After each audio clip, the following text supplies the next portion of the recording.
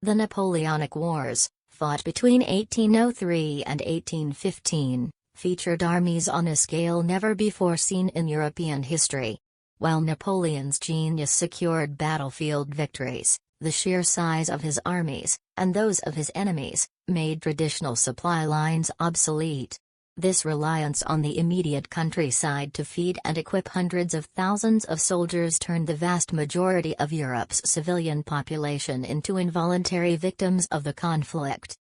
Both French and coalition armies adopted a policy of foraging and demanding massive contributions from occupied unfriendly territories. Peasants were stripped of their food, livestock, and grain to feed the marching troops. Towns were levied enormous sums of money, often under threat of violence. This systematic economic plundering pushed millions of civilians to the brink of starvation and financial ruin.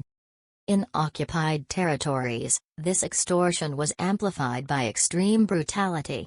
Failure to provide men, horses, or provisions led to severe punishment, including the destruction of property and summary executions.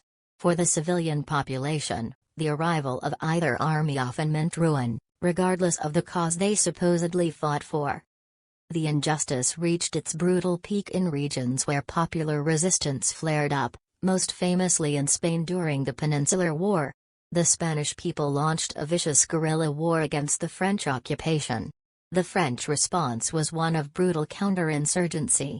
They implemented policies of collective punishment. Entire villages suspected of harboring guerrillas or participating in resistance were razed, and their populations massacred. The Napoleonic Wars stand as a transition point in the history of injustice. They showed how the logistics of mass warfare required the systematic plundering of civilian resources, while the rise of popular resistance provoked an escalating cycle of state-sponsored terror and collective punishment. The immense civilian suffering became an unspoken, yet essential, tool of empire building.